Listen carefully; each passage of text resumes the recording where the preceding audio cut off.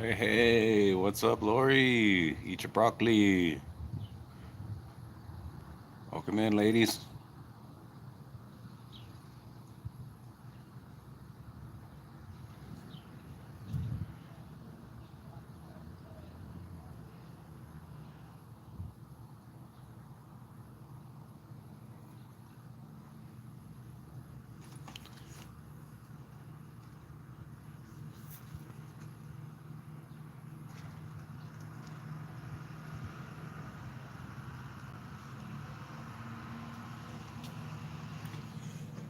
Alrighty.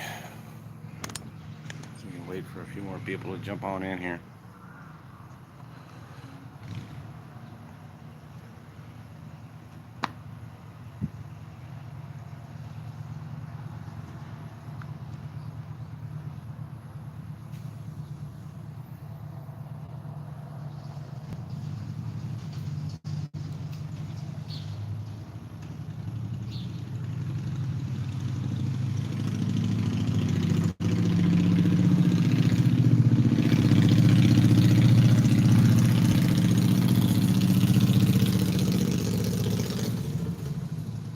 Yes, yes, Lori, it was. I'm lucky I got home in time. It started like 30 minutes after I got home. Just out of nowhere, you know what I mean?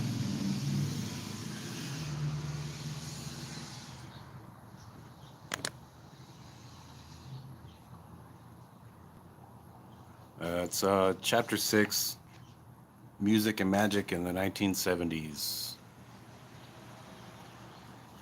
Lori Croft? No, no, no damage. Let me turn this around because it keeps going shaded and dark here and light. Hey, Non Mouse, welcome in.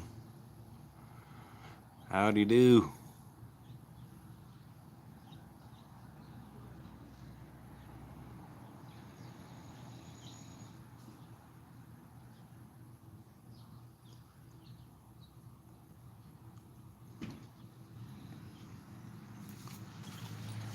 How many chapters there are in this book? Check. You got 10 chapters in this book. You got about 4 more left after this one. Rhodey's Jam Cave. What's happening, man? What's happening?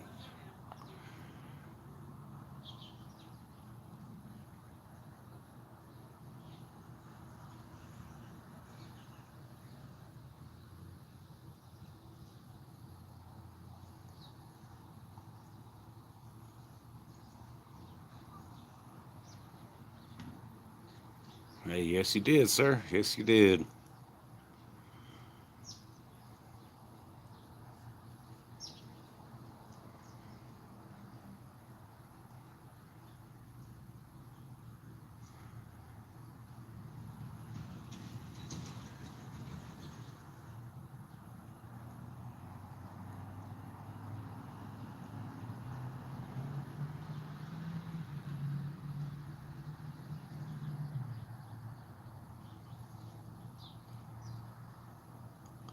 You came to watch the train go by. Oh, we'll see if we get one.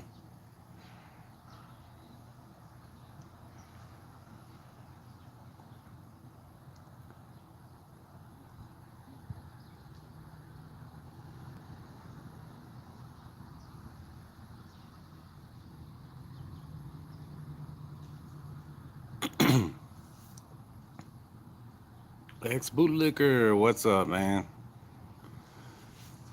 Appreciate you dropping in.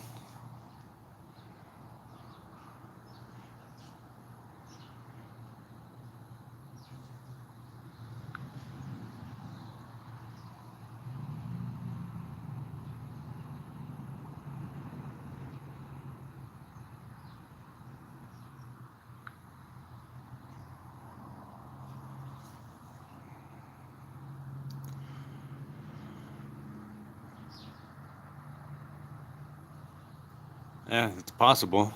Possible we did.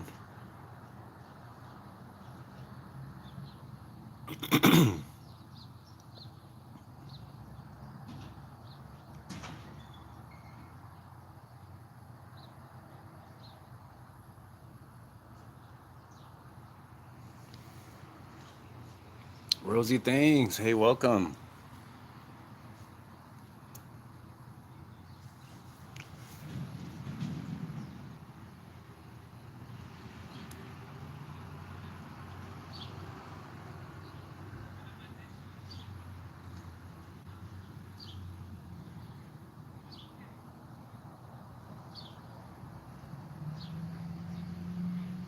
All right, guys. I guess we can go ahead and get into it.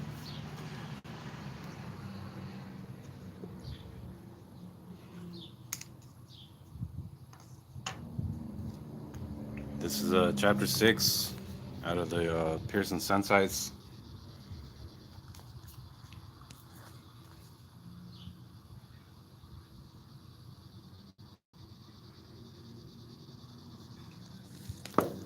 It's music and magic in the 1970s, guys. Sunsites residents enthusiastically enjoyed homegrown entertainment during the 1970s. They performed for every audience they could find, much like the backyard musicals popularized in movies starring Judy Garland and Mickey Rooney. J.T. Holt's series about Sunsites, published in 1999 in the Arizona Range News, reported that at one time there were between 35 and 40 clubs for fewer than 1,000 residents. Musician Julia Witherspoon founded many of those clubs, including Desert Community Arts, Sunsite Squares, and Valley Chorus. In 1976, Sunsites residents produced an ambitious 3-day extravaganza. Chaired by Betty Mayo, the Last Frontier bicentennial event included a museum, music, and skits. In the mid-1970s, a magician arrived on scene. Retired Air Force Colonel Howard Shanting and his wife, Renee, moved from New York to Sunsites. He founded the popular way off Broadway Little Theater. Described as 2,456 miles from Broadway, members of the theater put on productions that included musical reviews, comedy skits, marionettes, dancing, and magic. Nationwide, the economy turned sour. The OPEC oil embargo put the brakes on travel. The Watergate scandal shook confidence in government. In Tucson, Horizon contended with the impact of the economic downturns and with its own missteps. Now known as Horizon Corporation, after changing its name from Horizon Land Corporation in 1968, the company went from heralding success stories to settling suits. In 1971, at the same time, they named Sidney Nelson as president. The Federal Trade Commission filed a complaint against Horizon for its advertising and sales practices in 1975. The Sunsider printed Sidney Nelson's rebuttal on the front page of the April 1975 edition. The state of Arizona filed a civil lawsuit on similar grounds, which it settled through a consent agreement in 1978. For Sunsites, the 1970s brought a new bank, new churches, the first 9 holes of an 18-hole golf course, renovation of the commercial area, and a new fire station. In 1977, the Apache Generating Station began a $22 million expansion designed to meet future needs. Hey, you guys got your wish. Here comes the train, guys. Just as I finished the first page.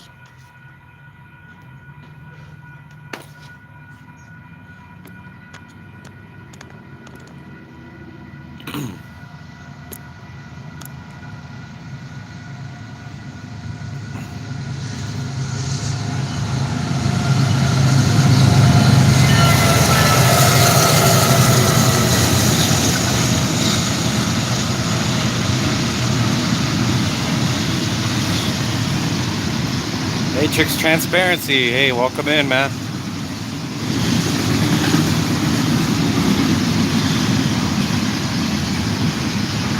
No name.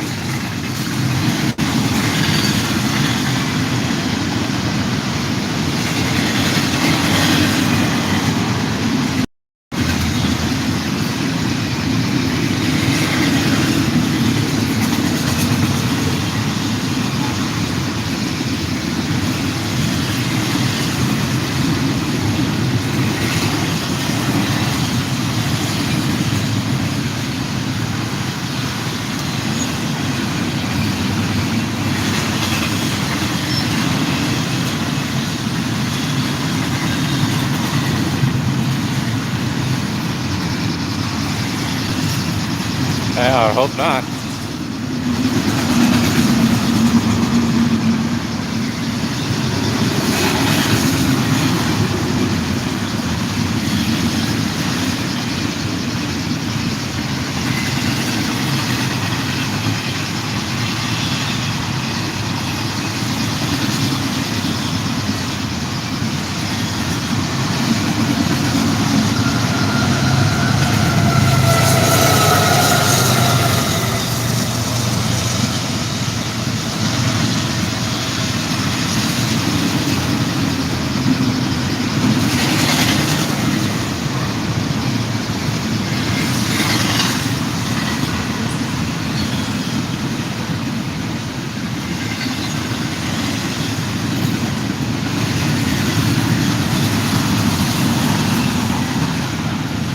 This is a fairly long one, guys.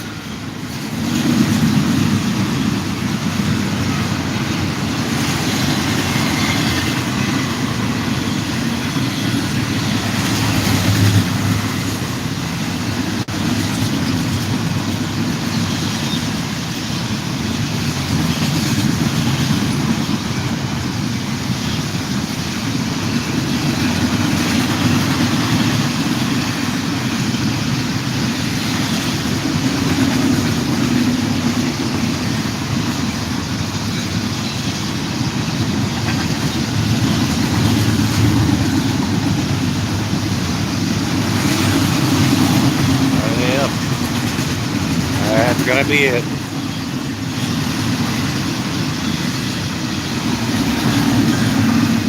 And there it is, guys.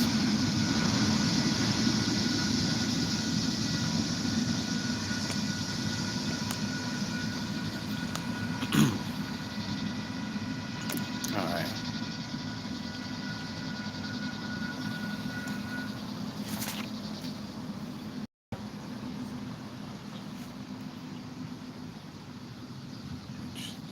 Two push pulls in the middle.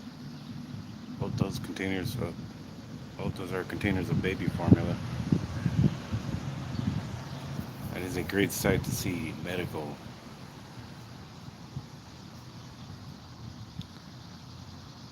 Back to some history. Yes, let's get to it here. The swimming pool at the Sunsides Community Center opened June 1st, 1971. The Arizona Range News reported on July 22nd, 1971 that the new swimming pool attracted people from the entire Sulphur Springs Valley.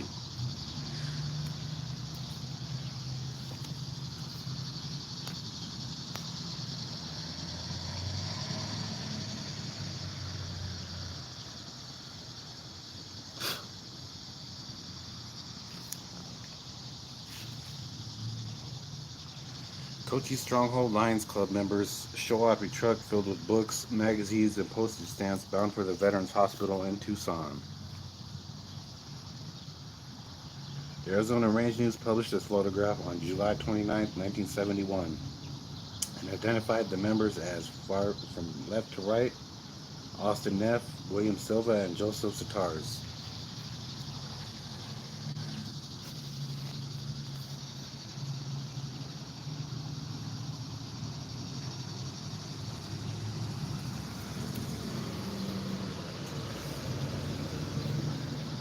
This photograph, published in the Arizona Range News on March 11, 1971, shows Sunsites residents putting the finishing touches of the arts and crafts building adjacent to the fire department.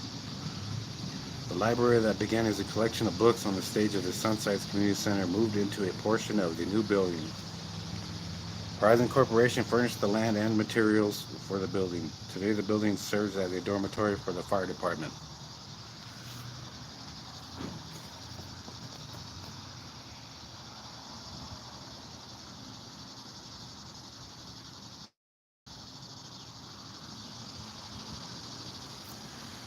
Yvonne and Bruno Lauritis helped to found the Sunside Squares in 1973. The couple guided the group through its first year and then continued to serve as its advisors. After Sam Green from Benson called dances at a Midwest 7 club party, the guests at that party formed the Square Dance Club. The Midwest 7 Club was a social club for residents who moved to Sunsides from Midwestern states.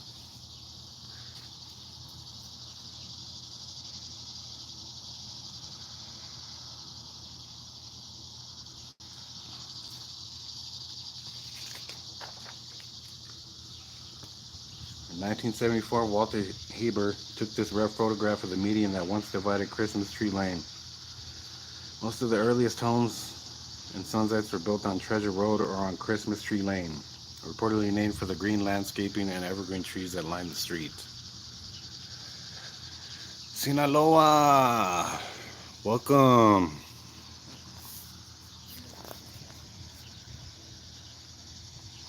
We used to have this here on Austin Boulevard. It's a damn street divider on the center of Austin Boulevard, but they took it out, so now it's one whole street, no dividers.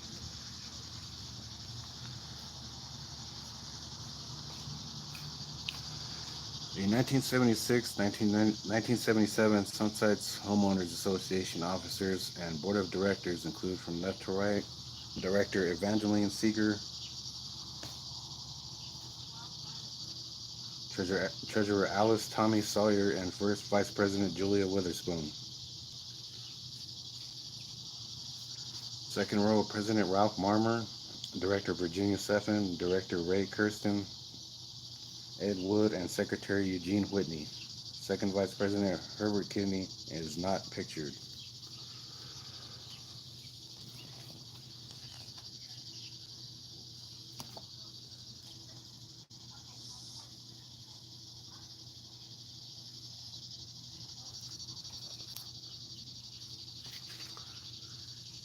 Millie Giles of Sunsites and Gerald Duke of Wilcox show off their winning trophies at the second annual Sunsites Invitational Golf Tournament.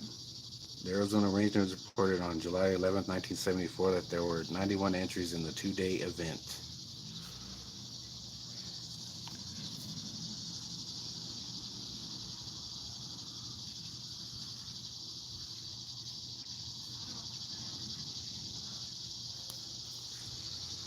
Sunsites fire chiefs posted this photograph, which ran in the Arizona Range News on May 2nd, 1974. Their former fire chief Andy Skepenick, Chief Bob Davenport Center, and former fire chief Bill Davidson.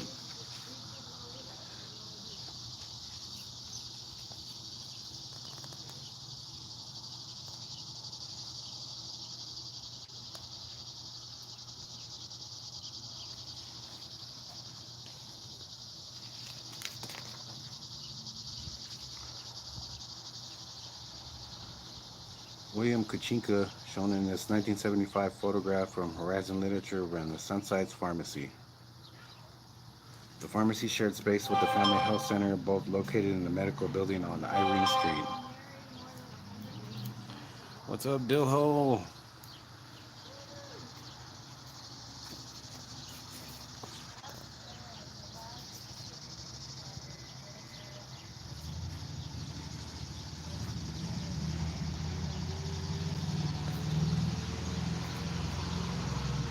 Physician's assistant Eric Anderson in this 1979 photograph uses a walkie-talkie to speed up local communications at the Family Health Center.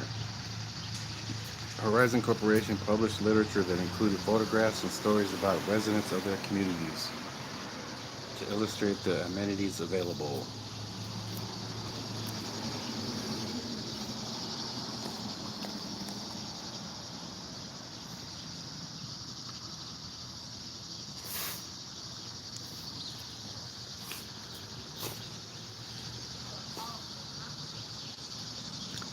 Julia Witherspoon shows off the Sunsider Monthly Bulletin that she founded and edited. The first issuer of the Sunsider was distributed in 1973 and was sponsored by the Homeowners Association.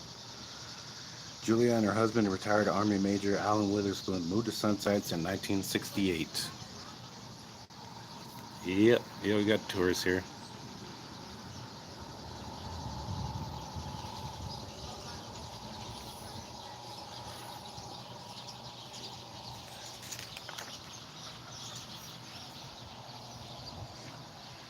Nino Cochise, a 99-year-old Apache who claimed to be the grandson of Cochise, was honored at Arizona Sunsites during Thanksgiving week in 1973. Sidney Nelson, Horizon's president, presented a 5-acre parcel to him, located 10 miles west of Arizona Sunsites, near the Cochise stronghold. From left to right are Nino's wife, Minnie, displaying the deed, an unidentified man, and Nino Cochise. His claims of relationship to later Cochise have not been verified.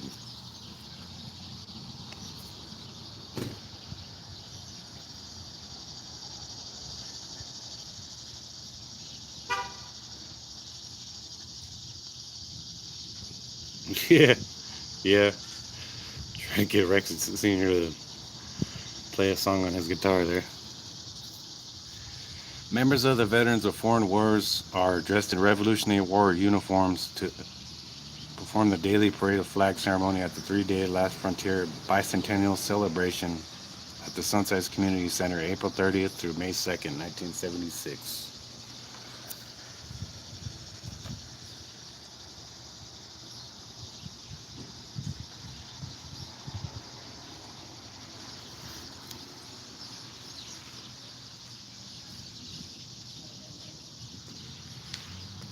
There were large audiences for the programs at the Last Frontier Bicentennial Celebration.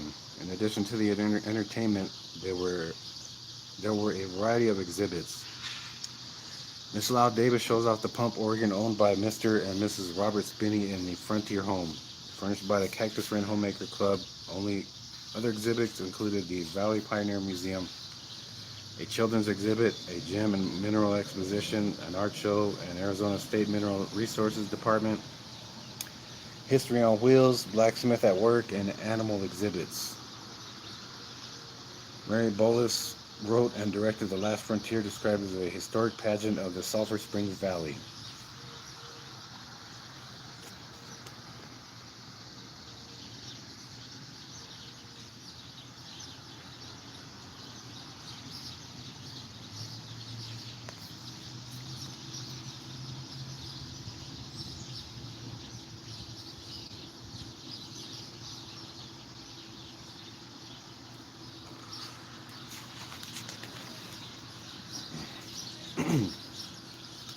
Little Bit and Evelyn Williams wait in line patiently inside the Valley National Bank branch in Sunsites. Evelyn and her husband Gerald Williams owned a miniature horse. The couple later donated the land on the south side of Treasure Road, which is used for the present Sunsites Community Center.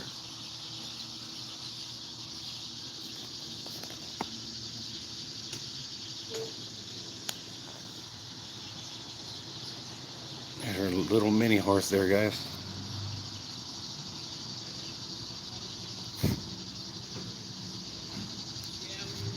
Yeah, no name. We're about the same size here.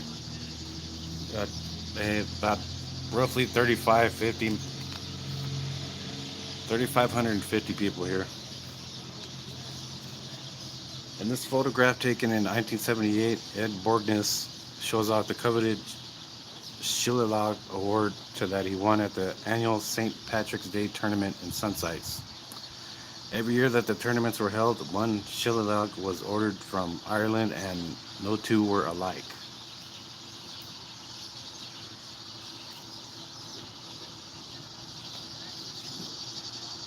Maybe some of you guys know what these are. It says I can't hang out with miniature horses anymore or hang out at the community center. Why? What the fuck? The Sunsites Gem and Mineral Club is one of the oldest groups in Sunsites. They organized in April 1965 and in 2010 had 84 members. Members are shown at the club's second annual Tailgate Rock Show in May 1977.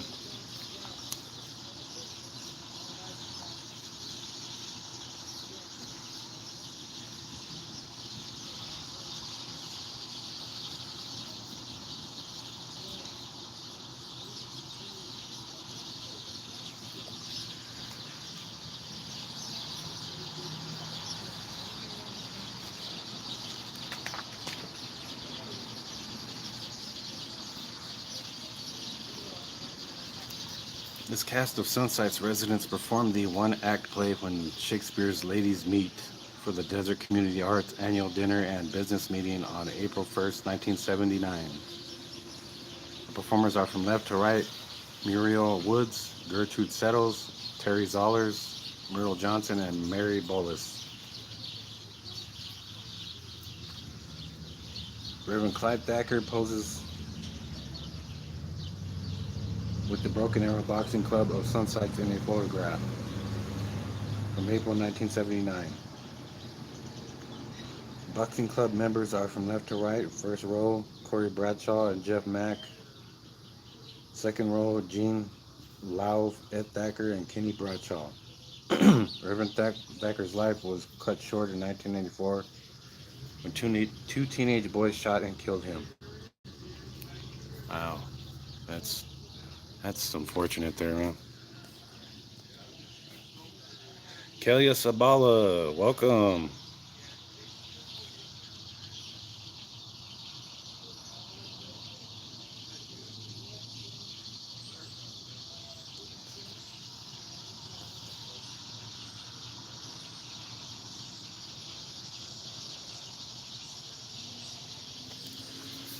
All right, guys, that's it for chapter 6. We'll be on chapter 7 tomorrow. This chapter 7 is titled Mystery and Uncertainty in the 1980s.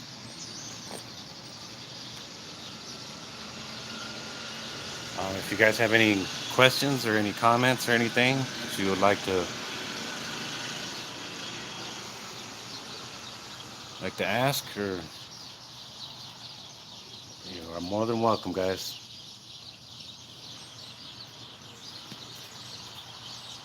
Damn.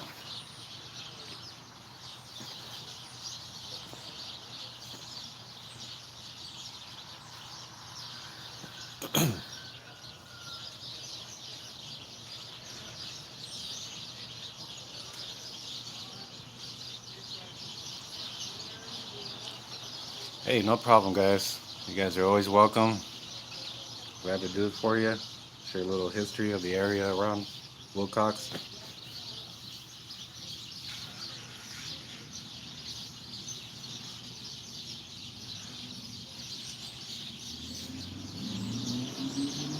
And if you guys haven't hit that like button, make sure you guys do.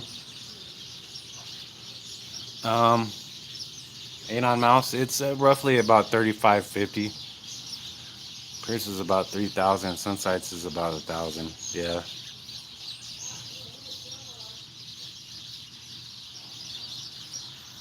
Hey, much love, man. All the way in Mississippi. Alfredo. Better late than never, man. The video will be on public, so you can always go back and watch it.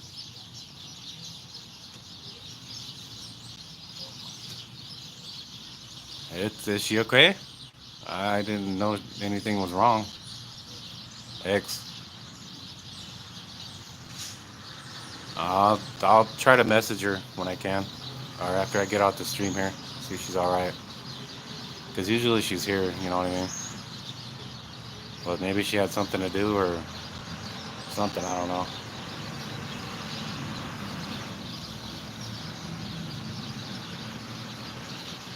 But this is Jose G, guys, out here in Wilcox, Arizona. Thank you, guys, and we'll be back here tomorrow.